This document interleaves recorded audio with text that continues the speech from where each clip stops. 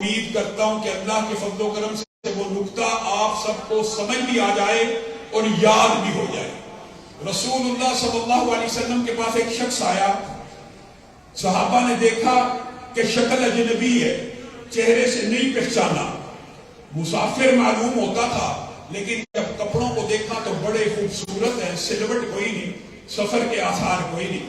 وہ رسول اللہ کے سامنے دو دانوں ہو کے بیٹھ گیا اور پوچھنے لگا، اے اللہ کے رسول ایمان کیا ہے؟ اے اللہ کے رسول اسلام کیا ہے؟ اے اللہ کے رسول احسان کیا ہے؟ جب کوئی بندہ سوال کرے تو اس کا مطلب یہ ہوتا ہے اس کو علم نہیں ہے۔ لیکن عجیب یہ حدیث ویسے بھی عجابتوں کی ایک داستان ہے، محدثین اور علماء سے آپ اس کی تفصیل پڑھیں، کئی دن گزر جائیں وہ اسی حدیث کے اوپر لیکچر دیتے رہتے ہیں، خاص طور پہ ہمارے جو شیوخ الحدیث ہے۔ یہاں پہ وہ عجیب انداز اختیار کرتا ہے کہ رسول اللہ سے سوال پوچھتا ہے اور رسول اللہ جب جواب دیتے ہیں تو کہتا ہے صدقتا، آپ نے سچ فرمایا۔ سوال کرنے کا مطلب تھا علم نہیں ہے، لیکن جب جواب ملا تو کہتا ہے صدقتا، جیسے پہلے سے معلوم ہے آپ نے سچ فرمایا۔ 3 مرتبہ رسول اللہ سے سوال کیا، 3 مرتبہ رسول اللہ نے جواب دیا، 3 مرتبہ کہنے لگا آپ نے سچ فرمایا۔ جب وہ شخص چلا گیا تو رسول اللہ نے صحابہ کو مخاطب ہو کے کہا، پتہ کون آیا تھا؟ کہا آپ بتلا دیجئے۔ کہا آسمان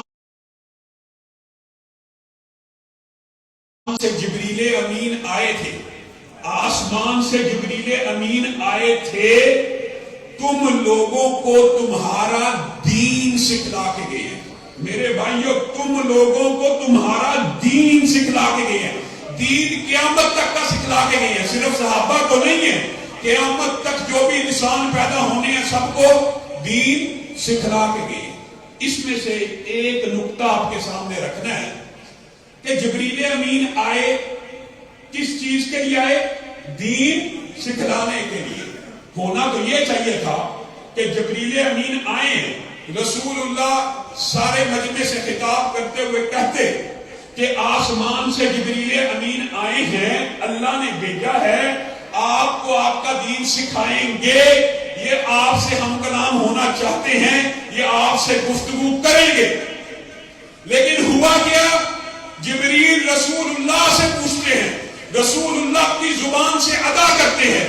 نقطہ یہ نکلا کہ دین اس وقت تک دین نہیں بنتا جب تک آمینہ کے لال کی زبان سے ادا نہ ہو جائے۔ کتنی عام فہم بات ہے، یہ ہمارا منہج ہے، یہ ہمارا عقیدہ ہے کہ دین صرف وہ ہے جو رسول اللہ کی زبان مبارک سے نکل جائے، صرف اسی کا نام دین ہے۔ حالانکہ علماء بیٹھے ہیں، حدیث تقریری کا بھی ایک درجہ ہے، لیکن وہ بھی اس لیے ہے کہ رسول اللہ کے سامنے بولی گئی اور رسول اللہ صلی اللہ علیہ وسلم نے اس کا انکار نہ کیا۔ یہ ہمارا سیدھا، سچا، صاف ستھرا منہج ہے، جس کے دل کو لگے قبول کرے۔ کتنا عظیم منہج ہے کہ رسول اللہ صلی اللہ علیہ وسلم ایک مرتبہ حج کا ذکر فرما رہے ہیں اور حج کے فضائل اور حج کے مسائل بیان کر رہے ہیں۔ اب حج کے مسائل اور فضائل بیان کرتے کرتے ایک صحابی کے ذہن میں یہ خیال آ گیا، اتنا فضیلت والا عمل جو کرے ماں کے پیٹ سے ابھی گویا پیدا ہوتا ہے، افی کلی آمین یا رسول اللہ، کیا یہ حج ہر سال مسلمانوں کے اوپر فرض ہے؟ رسول اللہ نے اگنور کیا، پھر پوچھا، پھر اگنور کیا، پھر پوچھا، پھر رسول اللہ صلی اللہ علیہ وسلم نے صرف نظر کیا۔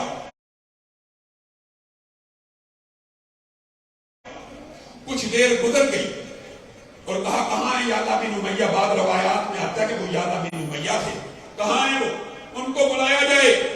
وہ آئے اور رسول اللہ نے کہا کیا پوچھتے تھے؟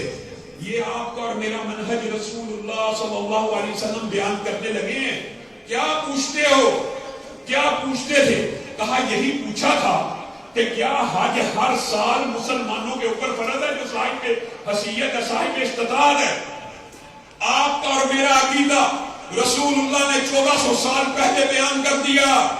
لو قلت نعم، لو قلت نعم، لو قلت نعم لوجبت، اگر میں صرف جی ہاں 3 حرف نون عین اور میم کہہ دیتے رسول اللہ کہہ رہے ہیں صرف 3 حرف، نون عین اور میم کہہ دیتا، جی ہاں کہہ دیتا، تو اللہ کی قسم قیامت تک کے لیے تمہارے اوپر ہر سال فرض ہو جاتا۔ رسول اللہ اگر صرف جی ہاں کہہ دیں تو امت کے اوپر فرض ہو جائے۔ رسول اللہ کی سینکڑوں حدیثیں پڑھ لینے کے بعد کوئی شخص یہ اٹھے اور کہے رسول اللہ نے تو کہا ہے، ایک دفعہ جی ہاں کہیں تو حج جیسی عبادت ہر سال فرض ہو جائے۔ سینکڑوں حدیثیں آپ پڑھ لیں کہ رسول اللہ کی نماز ایسی تھی، رسول اللہ کی عبادت ایسی تھی، رسول اللہ ایسے اٹھتے تھے، رسول اللہ ایسے بیٹھتے تھے، آپ لوگوں کو دکھا دیں۔ وہ کیا کہیں گے؟ ہاں حدیث تو یہی کہتی ہے، لیکن یہ جو لیکن ہے، یہ لیکن فتنے کی بنیاد ہے۔ اس لیکن کے آگے جتنے بھی جواب ہیں وہ فتنے والے ہیں۔ میری عقل میں نہیں آتی، آج کل غامدی صاحب کا دور ہے نا، میری عقل میں نہیں آتی، تحقیق میں نہیں آتی۔ بات کہیں گے حدیث تو ٹھیک ہے، میرے بڑے نہیں مانتے، میرے امام، میرے فقیہ، میرے پیر، میرے ولی، میرے مسجد کا مولوی نہیں مانتا۔ اور رسول اللہ کی ماننی ہے کہ مسجد کے مولوی کی ماننی ہے؟ رسول اللہ صلی اللہ علیہ وسلم کا نے جو منہج آپ کو اور مجھے دیا وہ اتنا صاف ستھرا، اتنا روشن ہے، اتنا واضح ہے، اتنا واضح ہے کہ کوئی بہام بھی نہیں چھوڑا، کوئی بہام بھی نہیں چھوڑا۔ ایک رسول اللہ صلی اللہ علیہ وسلم کے صحابی ہیں، عید الاضحیٰ کا دن ہے، عید الاضحیٰ کا، عید الاضحیٰ پہ کیا ہوتا ہے؟ قربانیاں ہوتی ہیں۔ وہ صبح اٹھے، فجر کی نماز کو ادا کیا، فجر کی نماز کو ادا کرنے کے بعد بستی کے اوپر نظر کو دوڑایا، بستی کو دیکھ رہے ہیں، اور دل میں یہ خیال آیا میری بستی بڑی غریبوں کی بستی ہے، ابو بردہ کی بکری سب سے پہلے ذبح ہوگی، بستی کے غریبوں کے منہ میں جائے گی، نوالا جائے گا، ابو بردہ کی قربانی اللہ کی بارگاہ میں قبول ہوگی کہ غریب لوگ سب سے پہلے کھا رہے ہیں۔ آج بھی لوگ قربانی کرتے ہیں، نیت ہوتی ہے غریبوں کو دینے کی، لیکن سب سے پہلے اپنا روزہ افطار کیا جاتا ہے۔ ابو بردہ کی نیت کتنی نیک ہے کہ میری بکری ذبح ہوگی، پہلا لقمہ کہاں جائے گا؟ غریبوں کے منہ میں جائے گا۔ بکری کو ذبح کیا، رسول اللہ کی بارگاہ میں پیش ہوئے، رسول اللہ کو کہنے لگے اے اللہ کے رسول آج بہت بڑی نیکی کر کے آیا۔ کیا نیکی کر کے آیا؟ میں نے فجر کی نماز کو پڑھا، اس کے بعد بکری کو ذبح کیا، اس کو ٹکڑوں میں کاٹا، غریبوں کے گھروں میں پہنچا دیا۔ رسول اللہ صلی اللہ علیہ وسلم کی پیشانی کے اوپر سلوٹیں پڑنا شروع ہوا۔ اے ابو بردہ تو نے ہمارے ساتھ ابھی عید کی نماز پڑھی ہے؟ جی ہاں۔ کیا تو نے بکری کو عید کی نماز سے پہلے ذبح کر دی ہے؟ جی ہاں۔ رسول اللہ صلی اللہ علیہ وسلم نے کہا ابو بردہ پھر یہ بات سن لے، آپ کا اور میرا منہج، آپ کا اور میرا عقیدہ رسول اللہ بیان کر رہے ہیں، وہ بکری صدقے کی بکری تو ہو سکتی ہے، قربانی کی بکری نہیں ہے۔ اگر قربانی کا ثواب حاصل کرنا چاہتا ہے تو ابو بردہ کوئی اور بکری کو دے اور اس کو ذبح کر۔ بتائیے عید کی نماز میں کتنا وقت لگتا ہے؟ چند منٹ۔ عید کی نماز سے پہلے اگر بکری کو ذبح کیا، نیت کیا تھی؟ نیک تھی کہ بد تھی؟ نیت نیک ہونی چاہیے، نیت نیک ہونی چاہیے تو جو مرضی کرتے رہو۔ کیا یہ صحابہ کی نیتیں بد تھی؟ نیت نیک تھی، اور نیکی کی نیت سے عید کی نماز سے پہلے بکری کو ذبح کیا۔ رسول اللہ نے کہا تیری قربانی نہیں ہوئی۔ قربانی کرنا چاہتا ہے تو کب کر؟ جب رسول اللہ نے قربانی کا حکم دیا ہے۔ تیری قربانی تب قبول ہوگی جب اس وقت کرے گا جب رسول اللہ نے کرنے کا حکم دیا۔ میرے بھائیوں یہ بات اتنی عام فہم ہے۔ آج کل معاشرے میں سب سے بڑا مبالغہ جو لوگ بدعت کو شعار بناتے ہیں ان کی طرف سے یہ ڈالا جاتا ہے کہ نیکی کی نیت ہو، اگر نیکی کی نیت ہو تو کر لینے میں کوئی حرج نہیں ہے۔ اس بات کے حوالے سے آپ ایک واقعہ اگر ذہن نشین کر لیں تو ساری زندگی کے لیے ایک تو ان کا جواب بھی بن سکتا ہے، اور دوسرا میں ان لوگوں کو کہتا ہوں ذرا سینوں کو کھول کر، دماغوں کو کھول کر ہمارے اس منہج کو سنیے تو صحیح۔ ہم کیوں کہتے ہیں کہ نیکی کی نیت بھی اگر ہو، عمل رسول اللہ کے مطابق نہ ہو، قبول و منظور نہیں ہوتا۔ کیا صحابہ سے بڑی کسی کی نیت ہو سکتی ہے؟ 3 صحابہ رسول اللہ کے گھر کے اوپر کھڑے ہیں، امہات المومنین سے رسول اللہ کی روٹین پوچھ رہے ہیں، امہات المومنین روٹین کو بیان کر رہی ہیں اور آپس میں مشورہ کرتے ہیں، ہاں ان کے تو اگلے پچھلے خطائیں ہی نہیں ہیں، ان کی تو اگلی پچھلی ساری معاف ہیں۔ میں رسول اللہ کی عبادت کو سنا اور دل میں خیال آیا کہ یہ تھوڑی ہے، میں ساری رات قیام کیا کروں گا۔ ایک صحابی نے کہا میں ساری رات قیام کروں گا، دوسرے نے کہا ہاں رسول اللہ کے تو اگلے پچھلے سب معاف ہیں، ان کی تو خطائیں ہی نہیں ہیں، ان کے تو گناہ ہی نہیں ہے، میں ساری عمر روزہ رکھوں گا۔ تیسرے نے کہا ہمارے پاس رسول اللہ کی تو اتنی بیویاں ہیں، ہمارے پاس وقت نہیں ہے، میں رسول اللہ کی یہ جو سنت شادی کی نکاح کی یہ کروں گا ہی نہیں۔ دوست اب بتائیے ان صحابہ کی نیت نیک ہے کہ بد ہے؟ رسول اللہ کی عبادت جو ثابت شدہ ہے، ثابت شدہ، میرے بھائیوں یہ بات سمجھو، ثابت شدہ عبادت قیام رات کا ثابت شدہ ہے، وہ پوری رات کا قیام کرنا چاہتا ہے۔ رسول اللہ سے پیر اور جمعے رات کا اور متواتر روزوں کا ثواب مختلف احادیث میں ملتا ہے، نفلی روزوں کا ملتا ہے۔ وہ پورے صیام الدہر کا نیت کرتا ہے کہ میں ہر روز روزہ رکھوں گا، نیت نیک ہے کہ بد ہے؟ ایک آدمی کہتا ہے کہ میں اس کی شادی نہیں کروں گا کہ دین کے امور میں پیچھے نہ رہ جاؤں۔ اب وہ تینوں صحابہ یہ بات کر کے چلے گئے، رسول اللہ گھر آئے، اپنی عائشہ نے رسول اللہ کو کہا آپ کے 3 ساتھی آئے تھے، یہ عہد کر کے گئے۔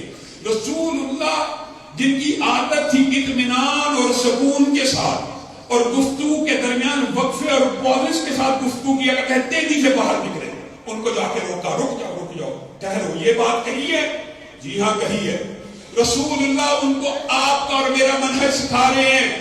رسول اللہ نے کہا سنو، میں تم میں سے سب سے زیادہ اللہ سے ڈرنے والا، میرے سے زیادہ اللہ سے کوئی ڈرنے والا نہیں ہے، اور رات کو میں سوتا بھی ہوں اور قیام بھی کرتا ہوں۔ تو نے یہ کہا تھا کہ میں عمر بھر کے روزے رکھوں گا، جی ہاں کہا، میں اللہ سے سب سے زیادہ ڈرنے والا ہوں، میں پیر کا روزہ رکھتا ہوں، جمعرات کا رکھتا ہوں، باقی منگل بدھ کا بھی چھوڑ دیتا ہوں، ہفتے اتوار کا بھی چھوڑ دیتا ہوں، میں اللہ سے سب سے زیادہ ڈرنے والا ہوں۔ تو نے یہ کہا ہے کہ میں شادی نہیں کروں گا، جی ہاں میں اللہ سے سب سے زیادہ ڈرنے والا ہوں، میں شادیاں کرتا ہوں۔ اور یہاں پہ رسول اللہ نے ایک جملہ کہا جو آپ کا میرا منہج ہے، جو لوگوں کو اگر سمجھ آ جائے، اختلاف ختم ہو جائے، فمن راغب عن سنتی، فمن راغب عن سنتی، یہ جو راغبہ کا لفظ ہے، علماء بیٹھے ہیں آپ کو اچھی طرح بیان کریں گے، اس کے اندر 2 معنی ہوتے ہیں۔ اعراض، جس نے میری سنت سے اعراض کیا، مراد یہ ہے جو آگے بڑھا، جو پیچھے رہا۔ اعراض میں آگے بڑھ جانے کا مفہوم بھی ہوتا ہے اور پیچھے رہ جانے کا۔ 2 نے آگے بڑھنے کی بات کی تھی، ایک نے پیچھے رہنے کی۔ رسول اللہ نے جب میں کلمہ بولا فمن راغب عن سنتی، جو میری سنت سے اعراض کرے گا فلیس منی، کس کو کہہ رہے ہیں؟ صحابہ کو، وہ میرے امت میں سے نہیں ہے۔ کس کو کہہ رہے ہیں؟ صحابہ کو۔ نیت نیک تھی کہ بد تھی؟ اور میرے بھائیوں کتنی عجیب بات ہے، روزہ سنت سے ثابت ہے، اگر ایک صحابی اس نیت سے پوری عمر کے روزے رکھے تو اس کے روزے قبول نہیں۔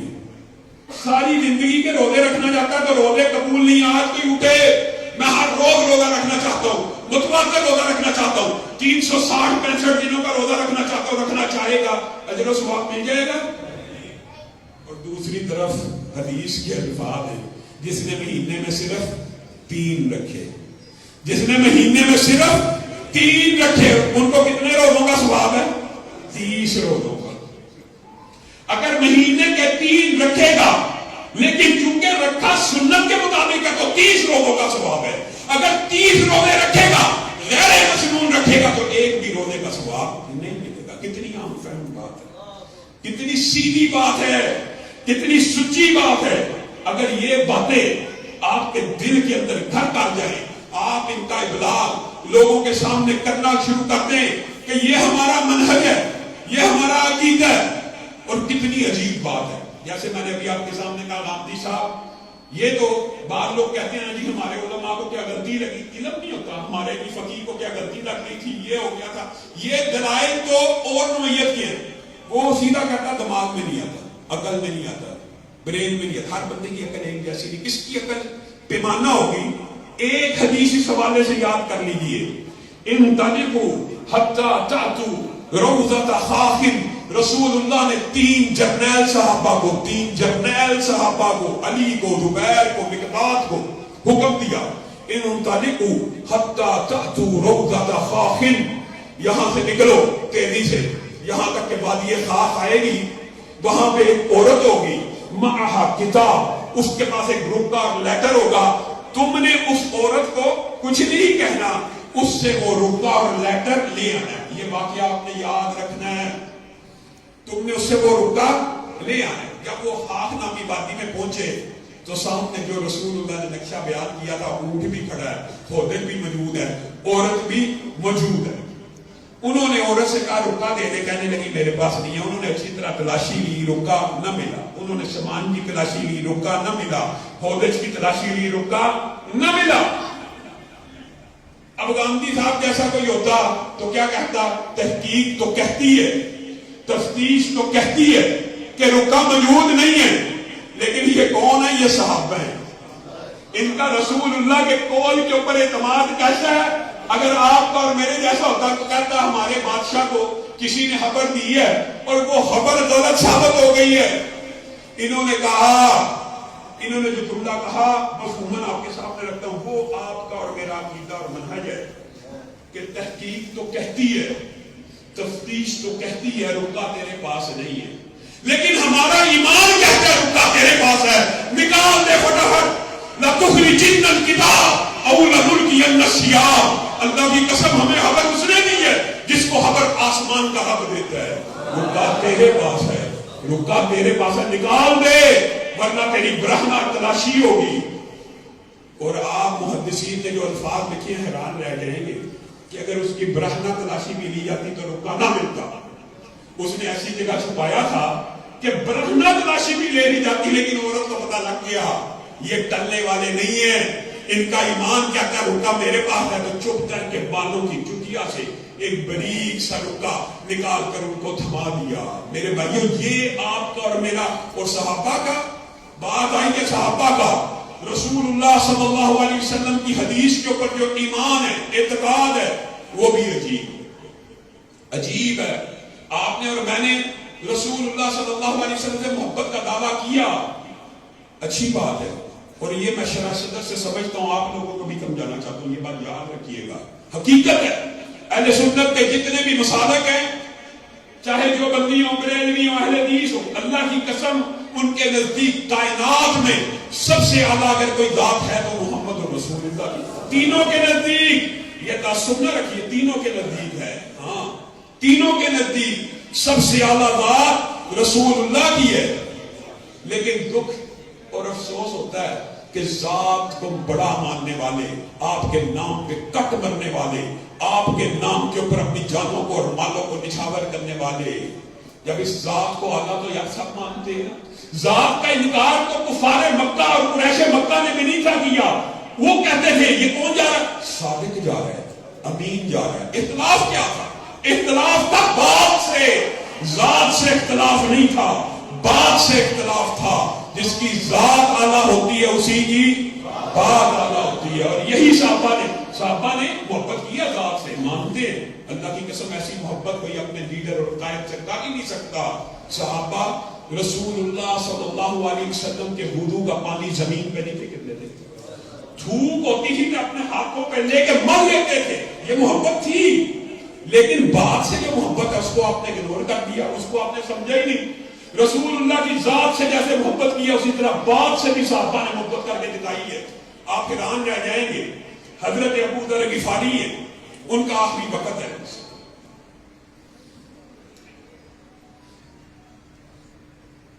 ان کا آخری وقت ہے.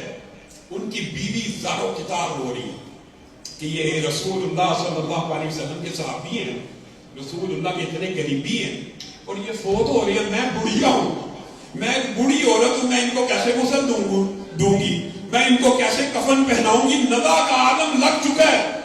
بیوی کی طرف دیکھا اور بیوی کے آنسوؤں کو دیکھا، اپنی پوری قوت اور طاقت کو جمع کیا.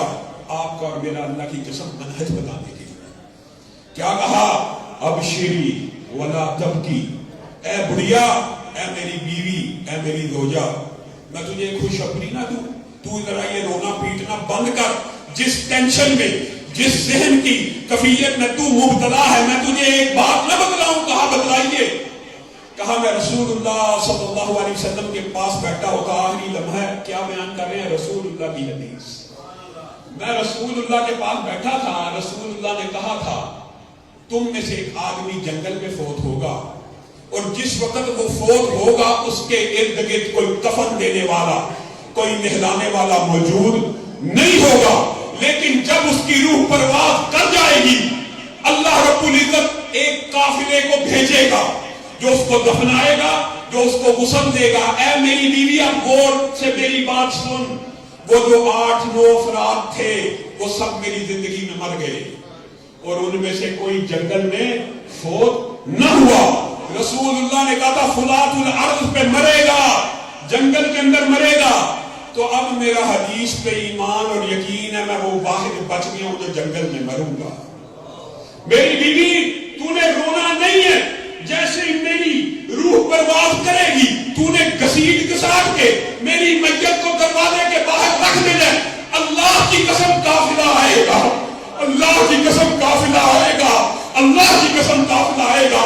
یہ الفاظ کہتے ہیں روح جسم سے نکل جاتی ہے، ابھی روح سے جسم سے نکلتی ہے، گھسیٹنے کا موقع بھی نہیں آیا، دروازے پہ دستک ہوتی ہے، دروازہ کھٹکایا جاتا ہے، بڑھیا پوچھتی ہے کون آیا ہے؟ کہا عبداللہ ابن مسعود ہوں، ایک قافلے کے ساتھ جنگل سے گزر رہا تھا، سوچا اپنے یار کی زیارت کر لوں۔ قافلہ آئے گا صحابہ کا، رسول اللہ کی حدیث کے اوپر یہ ایمان مرتے دم تک میرا اور آپ کا ایمان زندگی میں نہیں۔ حدیث دیکھ لی ہے، ہاں ٹھیک ہے، یہ عقل میں نہیں آ رہی ہے، ہمارے امام فقیہ کی بات نہیں ہے۔ تو میرے بھائیوں، یہ کیسا مغالطہ، یہ کیسا وفا تھا، یہ کیسا شیطانی حملہ ہے جس نے لوگوں کے منہجوں کا جنازہ نکال دیا ہے۔ اور عثمان بن طلحہ کا واقعہ بھول گیا، اور رسول اللہ کی حدیث کی اہمیت اٹھائیے۔ آج نیٹ کا دور ہے، آج علم چھپا نہیں رہ سکتا، کوئی جھوٹ بولتا ہے، اکثر لوگ بولتے ہیں بعد میں اپنا تمسخر اور مزاح بنواتے ہیں۔ آپ نے وہ تقریریں سنی بھی ہیں، میں کسی کو تان کرنا مقصود نہیں ہے، مرنے کے بعد بھی لوگ زندہ ہو رہے فلاں ہو رہا ہے، یہ تمسخر بعد میں بنتا ہے۔ آج آپ اس واقعے کی بھی تحقیق کر لیجئے۔ عثمان بن طلحہ ہے، فتح مکہ کا موقع ہے، رسول اللہ صلی اللہ علیہ وسلم خانہ کعبہ کے اندر جانا چاہتے ہیں، کہا عثمان بن طلحہ کے پاس چابی ہے۔ عثمان بن طلحہ چابی لے کے، وہ اسلام کو قبول کر چکے تھے، ان کی والدہ نے نہیں تھا کیا ابھی تک۔ تو رسول اللہ نے قاصد کو بھیجا، انہوں نے چابی نہ دی، حضرت عمر کو بھیجا۔ لمبا چوڑا واقعہ مختصر کرتا ہوں، جو پوائنٹ کی بات ہے وہ آپ کے سامنے رکھنی ہے۔ حضرت عمر کو بھیجا تو حضرت عمر کی آپ کو پتا باہر وہ آواز سن کے حضرت عثمان بن طلحہ کی اپنی کہنے لگی اس کو دے دو، میرے عمر کو چابی دے دو۔ پہلے والے کو واپس بھیج دیا، حضرت عمر کو دے دی، کہا چابی نہیں چاہیے۔ رسول اللہ نے اس کو بلایا ساتھ، چابی ساتھ چل، دروازہ کھول۔ دروازہ کھولا، رسول اللہ نے جو عبادت کرنی تھی خانہ کعبہ کے اندر کر دی، اور خانہ کعبہ کے اندر سے عبادت کر کے باہر نکلے۔ کہا کہاں ہے عثمان بن طلحہ؟ کہا وہ تو روتا ہوا اپنے گھر کو واپس چلا گیا۔ رسول اللہ نے کہا پھر اس کو بلاؤ، پہلے بھی بلایا پھر بلایا اور کہا عثمان، کیا آپ ہمارے خانہ کعبہ کے اندر جانے کے اوپر روتے ہیں؟ مجھے میرے ساتھیوں نے کہا آپ روتے ہوئے چلے گئے۔ کہا اللہ کے رسول، آپ کو ایمان کو اور اسلام کو قبول کر لیا ہے، اس بات پہ نہیں روتا، اللہ کی قسم صرف اس بات پہ روتا ہوں کہ جو ایمان آج آپ کی حدیث کے اوپر ہے، کاش اس وقت ہوتا کہ مکہ کا ایک دن تھا، آپ میرے پاس آئے تھے اور آپ نے مجھے کہا تھا عثمان خانہ کعبہ کا دروازہ کھول دے، میں نے آپ کو انکار کیا تھا تو آپ نے مجھے ایک جملہ کہا تھا، میں اس جملے کو سوچتا ہوں اور اللہ سے یہ بار بار مفہوم رکھ رہا ہوں، کفیت یہ آتی ہے کاش اس وقت بھی حدیث کے اوپر یہ اعتماد اور یقین ہوتا۔ آپ نے اس وقت مجھے کہا تھا عثمان ایک دن آئے گا، یہ چابیاں میرے ہاتھ میں ہوں گی اور میں محمد صلی اللہ علیہ وسلم جس کو چاہوں گا عطا کروں گا۔ کاش اس وقت عثمان کا حدیث پہ یہ اعتماد ہوتا تو آپ کے لیے خانہ کعبہ کا دروازہ کھول دیتا۔ رسول اللہ صلی اللہ علیہ وسلم کی بات سن کے مسکرانا شروع ہو گیا، کہا عثمان چابیاں تجھے دی تھی کافروں نے، چابیاں تجھے دی تھی کافروں نے، تجھ سے چھین لی گئی، اب دیتا ہوں میں محمد صلی اللہ علیہ وسلم، خذوہا خالدۃ طالبۃ لا یجوہا منک الا کافر او ظالم. پہلے دی تھی چابیاں کافروں نے، تجھ سے چھین لی گئی، اب دیتا ہوں میں محمد صلی اللہ علیہ وسلم. قیامت تو قائم ہو سکتی ہے، چابیاں تیرے گھر میں رہیں گی، یہاں تک کہ ایک ظالم آئے گا جو کافر ہوگا، تجھ سے تیری چابیوں کو چھین لے گا. آج اٹھائیے نیٹ، تحقیق کیجئے، جو دعویٰ ہم کر رہے ہیں سچا ہے یا جھوٹا ہے. 1440 سال گزر گئے ہیں، اللہ کی قسم چابیاں آج بھی عثمان بن طلحہ کے گھر میں ہیں.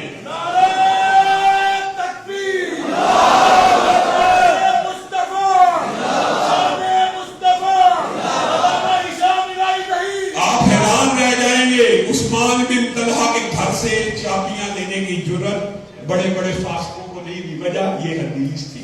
کرامتی آئے، کرامتی بھی آیا دادا کی، کیسے کیسے فرقے آئے، حجاز کے گورنر رہے، لیکن صرف اس حدیث کی وجہ سے ان کے گھر سے چابی نہیں دے دیتے کہ اگر ہم نے چابی لے لی تو امت کہے گی یہ کافر ہے، امت کہے گی یہ ظالم ہے. اور لوگوں، صحابہ کا رسول اللہ کی حدیث کے اوپر یہ اعتماد ہے، یہ یقین ہے. میرا اور آپ کا کیا ہے؟ ہم نے رسول اللہ کی سنت کو کچھ سمجھا ہی نہیں، کچھ بھی نہیں سمجھا. حتیٰ کہ ایک جزوی بات کر کے تحریک کے حوالے سے چند باتیں آپ کے سامنے رکھوں گا. رسول اللہ کے ایک صحابی رسول اللہ کی بارگاہ میں پیش ہوئے اور سلام کیا. رسول اللہ نے سلام کا جواب دیا اور کہا ارجع فصلی فإنک لم تصلی. آپ واپس لوٹ جائیے، آپ نے یہ جو رکعتیں پڑھی ہیں نا، آپ نے نماز ادا نہیں کی. وہ واپس گئے. یہ خلاد بن رافع پھر آئے، پھر رسول اللہ نے کہا ارجع فصلی فإنک لم تصلی. واپس لوٹ جائیے، آپ نے نماز نہیں پڑھی. وہ سلام کرتے، رسول اللہ سلام کا جواب دیتے ہیں، لیکن کہتے ہیں واپس لوٹ جائیے، آپ نے نماز نہیں پڑھی، آپ نے نماز نہیں پڑھی. بار بار کہا، کتنی دفعہ 3-4 مرتبہ کا ذکر موجود ہے. پھر آ کے کہنے لگے اللہ کے رسول مجھے پڑھنی ہی ایسے آتی ہے، اب آپ میری اصلاح کر دیجئے کہ میں نے کیسے پڑھنی ہے. اس ایک حدیث کے اوپر آپ غور کریں کہ رسول اللہ اس صحابی کو نماز کی ایک سنت، اعتدال کی سنت سمجھا رہے ہیں اور کہہ رہے ہیں یار جب آپ رکوع کیا کرو، مفہوم رکھ رہا ہوں، آپ جب رکوع کیا کرو تو اطمینان کیا کرو، کمر کو سیدھے ہونے دیا کرو، جب رکوع سے سر اٹھاؤ سیدھے ہونے دیا کرو، سجدے میں جاؤ سیدھے ہونے دیا کرو. یہ میں کیا دیکھتا ہوں، رکوع میں جاتے ہو ہڈیاں سیدھی نہیں ہوتی، کھڑے ہو جاتے، ابھی کھڑا سیدھے نہیں ہوتے، سجدے میں پڑ جاتے ہو.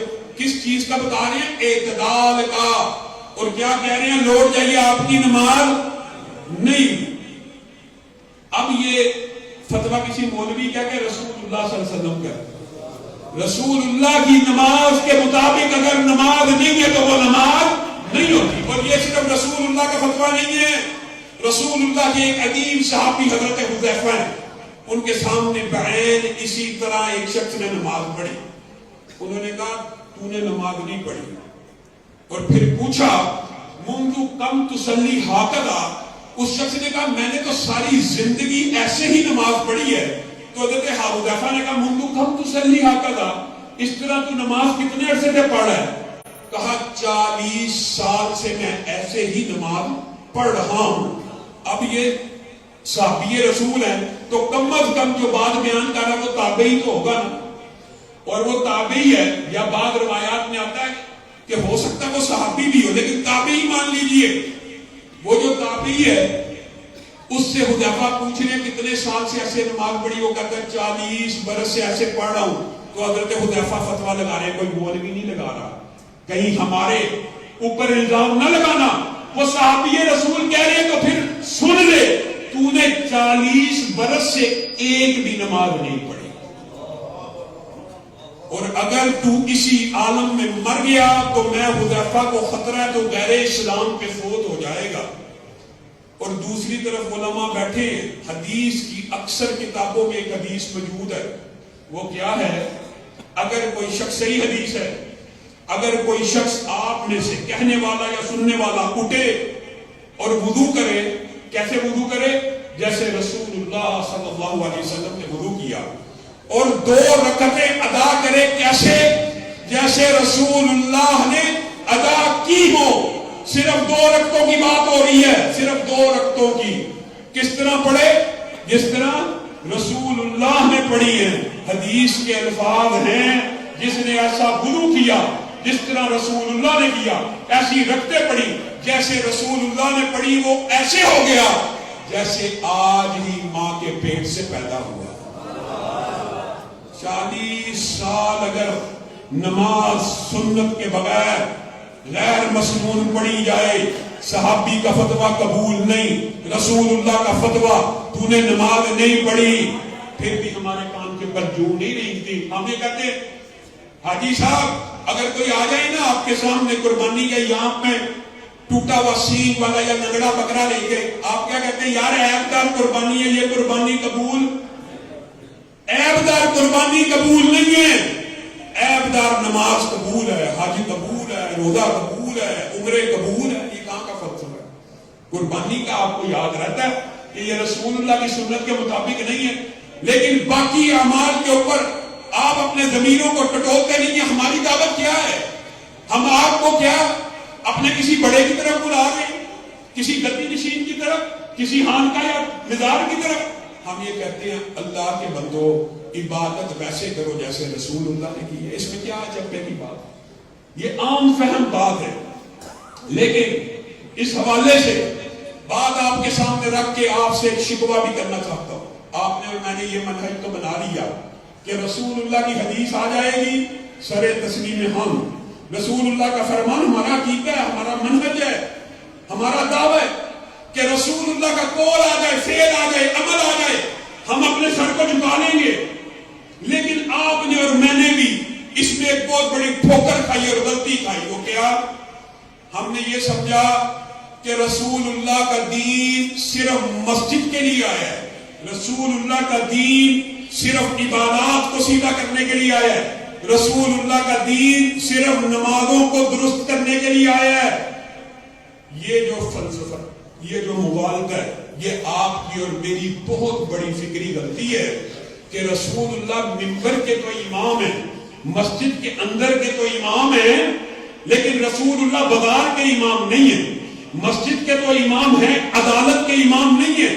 مسجد کا تو امام ہے, ریاست کے امام نہیں ہے. مسجد کا تو امام ہے, سیاست کے امام نہیں ہے.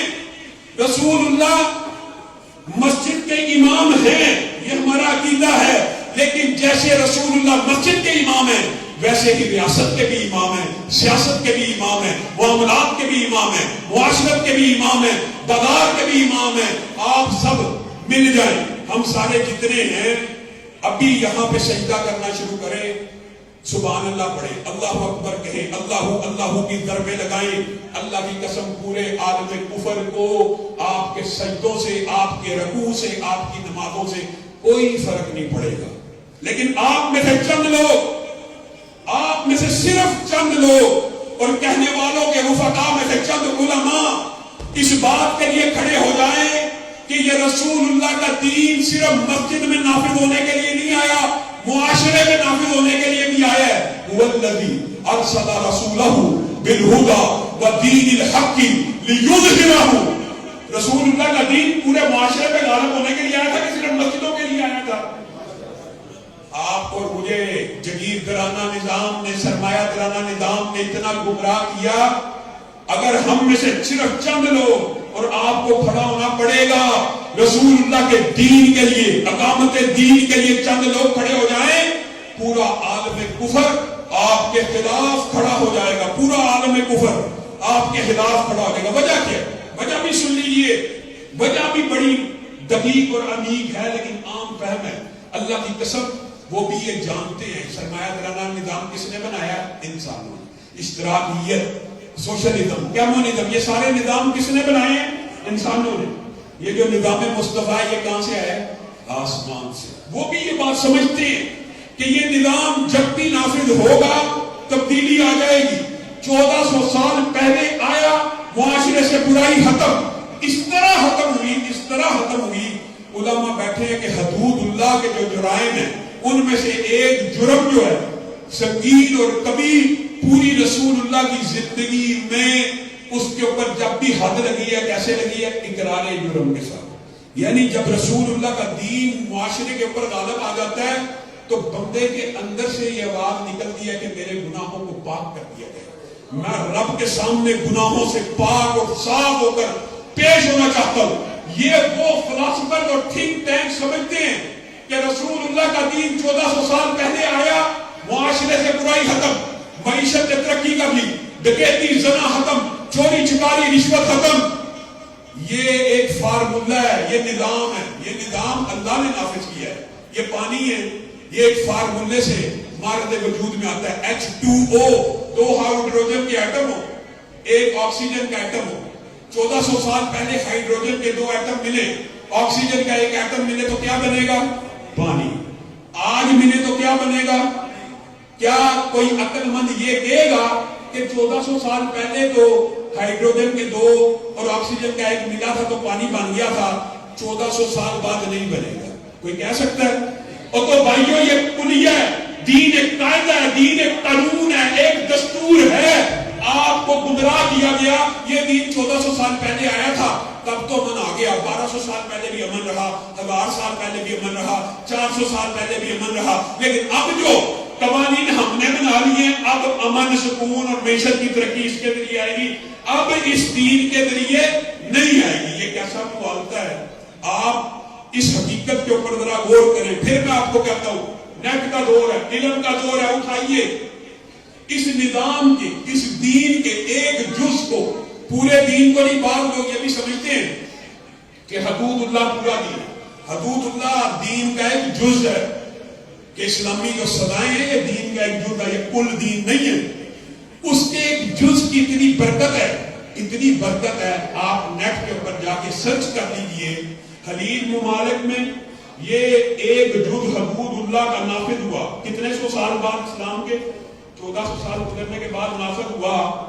آپ حیران رہ جائیں گے کہ سعودی عرب میں ایک سال میں جتنے جرائم ہوتے ہیں نا, ایک سال میں جتنے جرائم ہوتے ہیں سعودی عرب میں, نیو یارک سٹی میں, ایک شہر میں ایک دن میں اس سے زیادہ جرائم ہوتے ہیں.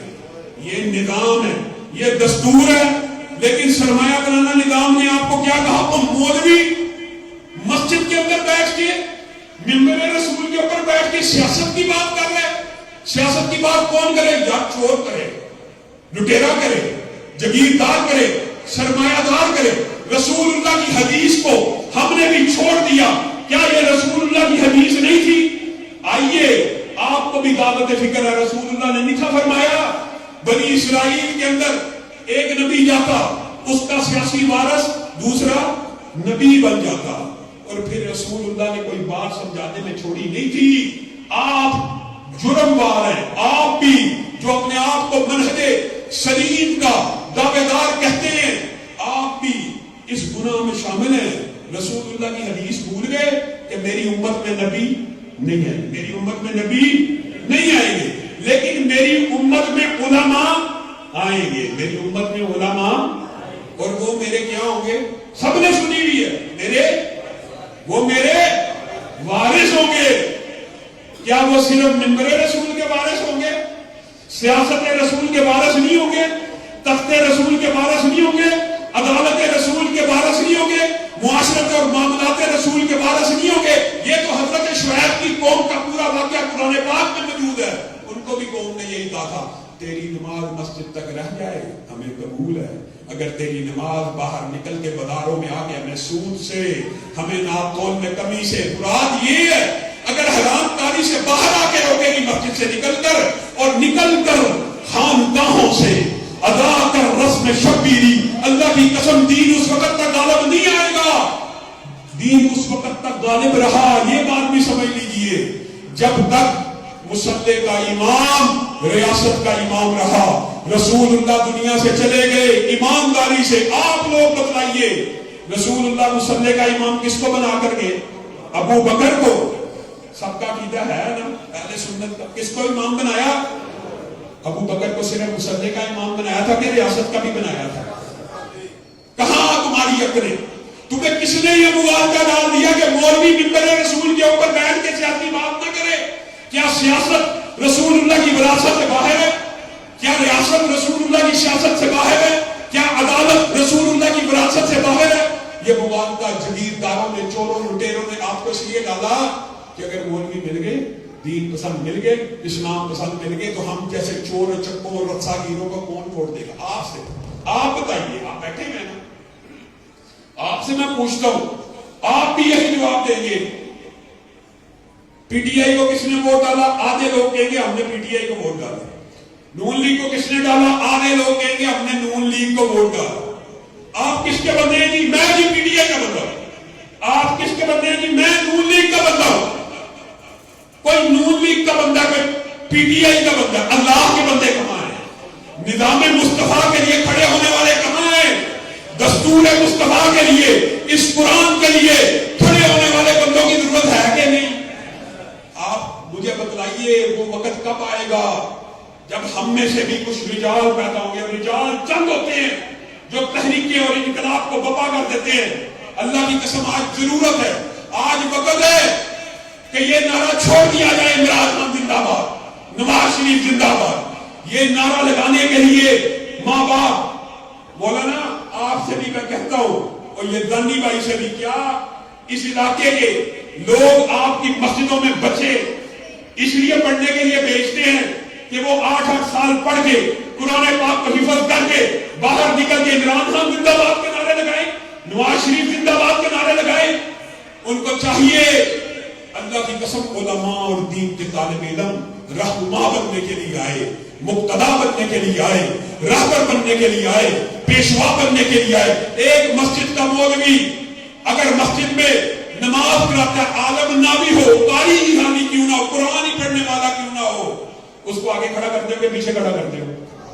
صرف ایک وقت ہوتا ہے جس وقت کوئی امام سے آگے ہوتا ہے، اور وہ وقت تب ہوتا ہے جب وہ دنیا سے چلا جاتا ہے، میت ہو جاتا ہے، صرف اس وقت امام سے آگے ہوتا ہے۔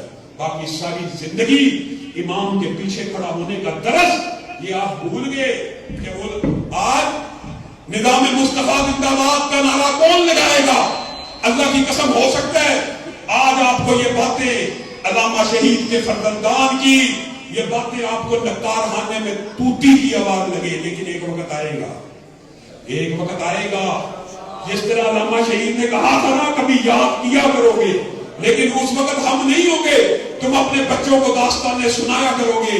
آج ہم یہ دعویٰ کرتے ہیں اللہ کی قسم ایک وقت آئے گا جب گھر گھر سے یہ آواز نکلے گی، دستور مصطفیٰ زندہ باد، نظام مصطفیٰ زندہ باد۔ اس وقت تم یہ بات یاد کرو گے کہ جس وقت یہ آواز اجنبی تھی، اس وقت شہید کے فرزندان اس بات کی صدائیں، اس بات کی اذانیں تمہارے کانوں میں دے رہے تھے۔ تو میرے بھائیوں 75 برس بیت گئے ہیں، ایمانداری سے بتلاؤ، اپنے گریبانوں کو ٹٹولو، 75 برس گزر گئے ہیں۔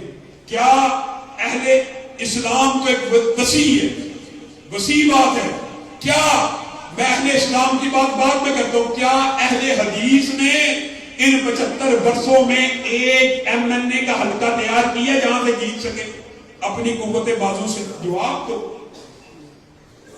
ایک MPA کا حلقہ جیتنے کی استطاعت ہے اپنی قوت بازو پر؟ 75 برس بیت گئے، تھوڑے؟ آج ملک میں 3 کروڑ سے زائد ہو، پھر بھی تھوڑے ہیں۔ یہ جگیرداروں نے، سرمایہ دارانہ نظام نے، میں کہتا ہوں MPA بھی بڑی دور کی بات ہے، ایک یونین کونسل آپ اہل حدیث نعرے کی بنیاد پہ نہیں جیت سکتے۔ کون ذمہ دار ہے؟ کون ذمہ دار ہے؟ کسی کو تعین و تشریح کرنا مقصود نہیں ہے، لیکن 75 برس تو بیت گئے، اس محرومی کا، اس کمزوری کا کون ذمہ دار ہے؟ آخر کچھ لوگ تو ذمہ دار ہیں نا۔ علامہ شہید اسی لیے کہا کرتے تھے زاغوں کے تصرف میں عقابوں کے نشیمن، کچھ لوگ تو ذمہ دار ہوتے ہیں، اور خدا نے دی ہے سروری انہیں کہ جنہیں معلوم نہیں ربش بندہ پروری کیا ہے۔ آپ اتنے کمزور نہیں ہیں جتنا ظاہر کیا جاتا ہے۔ اللہ کی قسم آپ صرف جتنے بیٹھے ہیں، آپ کو دعوت فکر ہے، جتنے بیٹھے ہیں جو سن رہے ہیں ان کی بات نہیں کرتا، جو اس مسجد کی چھت کے نیچے بیٹھے ہوئے ہیں، صرف آپ لوگ ارادہ کر لینا کہ ہم نے مولانا عطا الرحمان ثاقب کا اور یاسین یزدانی کا دست بازو بننا ہے۔ اللہ کی قسم صرف اسی ایک یونین کونسل میں یہ چند دنوں کے اندر گرد و نواح سے 3000 سے زائد ووٹ منتقل کروا سکتے ہیں، لیکن اس کے لیے آپ کی ضرورت ہے۔ اور صرف اگر ایک یونین کونسل سے آپ ابتدا کریں، صرف ایک یونین کونسل سے آپ کے اپنے 3000 ووٹ یہاں رجسٹرڈ ہوں، کسی سرمایہ دار کے ترلے کرنے کی ضرورت ہے، کسی جگیردار کے ترلے کرنے کی ضرورت ہے؟ میں کہتا ہوں پھر بھی اگر آپ سمجھتے کہ یہ کام کر لینے کے بعد بھی الیکشن مشکل ہے، آپ گروہ بندی، آپ جتھے بندی، یہ ہمارا آئینی اور قانونی حق ہے۔ ہم نوجوانوں کو بلٹ کے ذریعے نہیں، بیلٹ کے ذریعے تبدیلی کا خواب دکھا رہے ہیں اور ہم ہیں۔ لیکن ایک بات جزوی طور پہ یہ بھی کر دینا چاہتا ہوں کہ ضروری نہیں ہے یہ تحریک چل جائے، ضروری نہیں ہے کہ پہلی دفعہ کامیاب ہو جائے، لیکن اللہ کی قسم اگر آپ جتنے بیٹھے، ہزاروں بیٹھے، سینکڑوں بیٹھے، آپ جدوجہد کریں، میرے رفقا کے بازوؤں کو مضبوط کریں، آپ اپنی ایک یونین کونسل کے جیتنے سے ارادہ کریں، صرف ارادہ کریں، ابھی صرف ارادہ ہی کر لیں۔ کل صبح کا سورج طلوع ہونے سے پہلے پہلے علاقے کے سرمایہ دار، جگیردار آپ کے پاؤں کے نیچے آ کے گر جائیں گے۔ قاری صاحب ہمیں بتلائیے آپ کا کیا کام ہے؟ وہ اپنی قوت اور طاقت کو مضبوط کرو، کم از کم اس مقام پہ تو پہنچو کہ تمہیں ان کے گھروں کے چکر نہ لگانے پڑے، ان کو پتا ہو ووٹ بینک یہاں ہے، قوت کا محور یہ ہے، طاقت کا مرکز یہ ہے، وہ آپ کے پاس آئیں۔ اور یاد رکھیے ایک بات آپ سے وعدہ بھی لینا، اور ایک بات آپ نے یاد بھی رکھنی ہے، لوگ بھی بعض اوقات عجیب و غریب باتیں کرتے ہیں کہ علامہ صاحب تحریک چلا رہے سیٹ جیتنے کے لیے، بالفرق سیٹ جیتنے کے لیے بھی چلا رہا ہوں تو یہ جو باقی پارٹیوں کے امیدوار ہوتے ہیں یہ جماعت کا الیکشن لڑے، یہ بھی سیٹ جیتنے کے لیے الیکشن لڑے ہوتے ہیں، یہ کس چیز کام کا الیکشن لڑے ہوتے ہیں۔ اور دوسری بات، یہ جو دینی اسلام پسندوں کے ذریعے سیٹ کا جیتنا پنجاب میں بہت مشکل ٹارگٹ ہے، بہت مشکل ٹارگٹ ہے، بہت مشکل رستہ ہے، لیکن یہ رستہ جتنا مرضی کٹھن ہو، جتنا مرضی تکلیف دہ ہو، ہم یہ چاہتے ہیں آپ بکھرے ہوئے قطرات ہیں تو مل جائیے کہ دریا نظر آئے، بکھرے ہوئے ذرات ہیں تو مل جائیے کہ صحرا نظر آئے۔ اور یاد رکھیے انقلاب کبھی نعروں سے، صرف نعروں سے، آہوں سے، سسکیوں سے نہیں آتا۔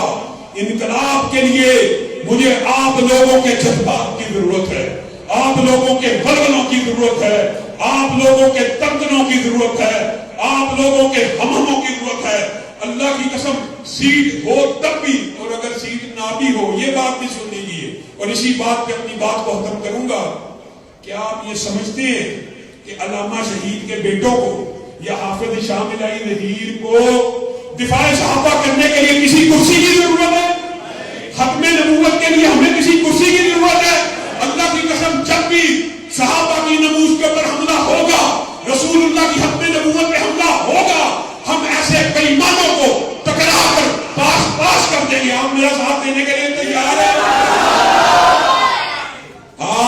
صرف آپ لوگ اگر یہ عزم کر لیں کہ ہم نے اپنی قوت کو، طاقت کو منوانا ہے، جب کوئی صدا آئے، جب قاری صاحب آپ کو کہے روڈ بلاک کر دو، ہمارا آئینی اور قانونی حق ہے، ہمارے مظلوموں کو پکڑا گیا، جانی پرچے کٹائے جا رہے ہیں، جس وقت آپ روڈ بلاک کر دیں گے، اللہ کی قسم D I G, S P, S H O آپ کے پاؤں کے نیچے آ کر آپ سے مذاکرات شروع کر دیں گے۔ قانونی حق ہے، اپنے حقوق ضروری نہیں ہے کہ ہر وقت مانگے ہی جائیں، اب وقت آ گیا ہے کہ ہم نے حقوق کو چھین لینا ہے، پھر ٹوٹ گریں گی زنجیریں اور زندانوں کی خیر نہیں۔ یہ دریا جھوم کے اٹھے ہیں، تنکوں سے نہ ڈالے جائیں گے، اور جوش میں ہے طبیعت قدیر، آج کل سامنے جو بھی آیا وہ بہ جائے گا۔ یہ ندی زمانے سے مشہور ہے اپنی مود اور طغیانیوں کے لیے۔ وآخر دعوانا ان الحمدللہ۔ نعرہ تکبیر، مذہب مصطفیٰ، سیاست مصطفیٰ، نظامت مصطفیٰ، آئین مصطفیٰ، نعرہ تکبیر۔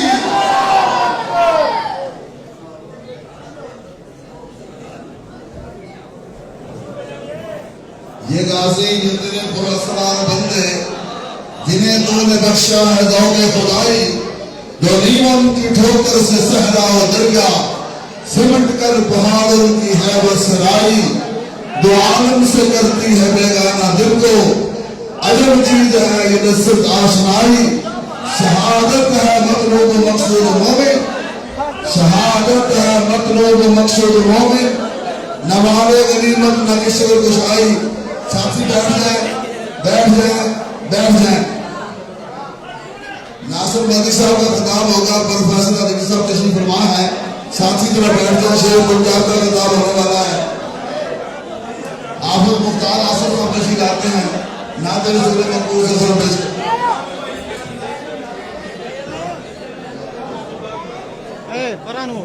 چھوٹا بچہ عبداللہ ہے، عبداللہ بچہ میرا پیارا بھتیجا، جلدی سے تشریف لائیں۔